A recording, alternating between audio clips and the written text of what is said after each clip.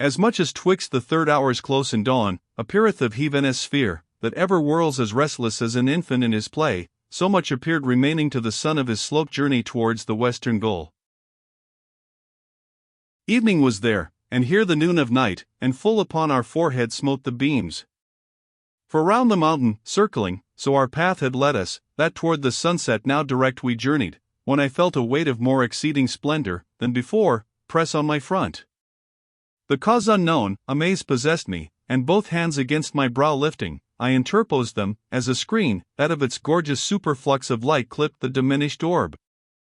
As when the ray, striking on water or the surface clear of mirror, leaps unto the opposite part, ascending at a glance, e'en as it fell, and so much differs from the stone that falls, through equal space, as practised skill hath shown, thus with refracted light before me seemed the ground there smitten, whence in sudden haste my sight recoiled.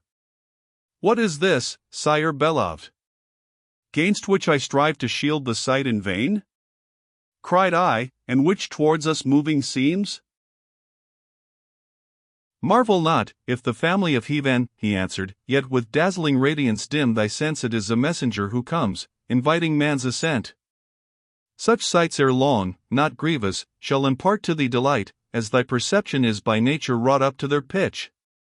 The blessed angel, soon as we had reached him, hailed us with glad voice, Here enter on a ladder far less steep than ye have yet encountered.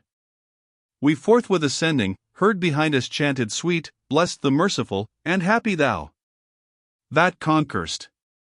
Lonely each, my guide and I pursued our upward way, and as we went, some profit from his words I hoped to win, and thus of him inquiring, framed my speech. What meant Romagna's spirit, when he spake of bliss exclusive with no partner shard?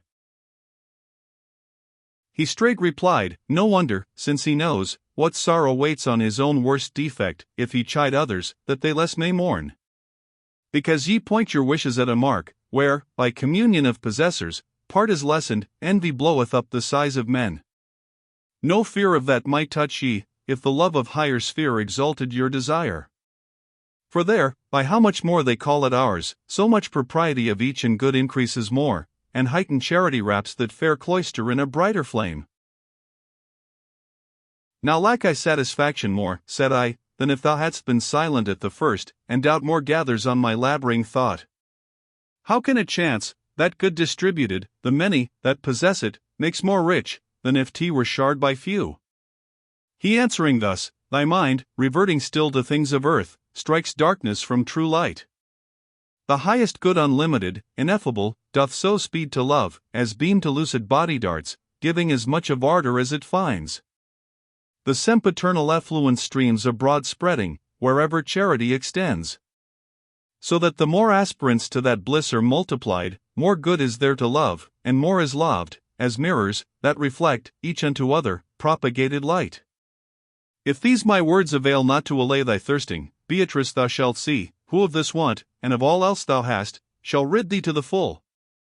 Provide but thou that from thy temples may be soon erased, e'en as the two already, those 5 scars, that when they pain thee worst, then kindliest heal.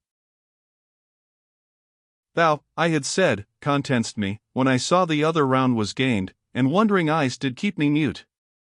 There suddenly I seemed by an ecstatic vision rapt away, and in a temple saw, methought, a crowd of many persons, and at th entrance stood a dame, whose sweet demeanor did express a mother's love, who said, Child, why hast thou dealt with us thus? Behold thy sire and I sorrowing have sought thee, and so held her peace, and straight the vision fled. A female next appeared before me, down whose visage coursed those waters, that grief forces out from one by deep resentment stung, who seemed to say, If thou, Pisistratus, be lord indeed over this city, nommed with such debate of adverse gods, and whence each science sparkles, avenge thee of those arms, whose bold embrace hath clasped our daughter, and to fuel, meseemed, benign and meek, with visage undisturbed, her sovereign spake, How shall we those requite, who wish us evil, if we thus condemn the man that loves us? After that I saw a multitude, in fury burning, slay with stones a stripling youth, and shout amain, Destroy, destroy, and him I saw, who bowed heavy with death unto the ground, yet made his eyes, unfolded upward, gates to heaven.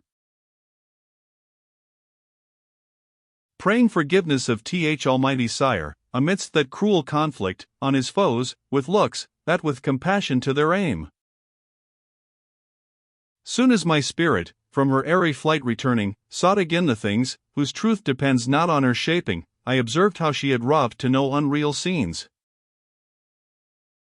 Meanwhile the leader, who might see I moved, as one, who struggles to shake off his sleep, exclaimed, "What ails thee, that thou canst not hold thy footing firm, but more than half a league hast travelled with closed eyes and tottering gait, like to a man by wine or sleep o'ercharged?" Beloved father, so thou deign, said I, to listen, I will tell thee what appeared before me, when so failed my sinking steps.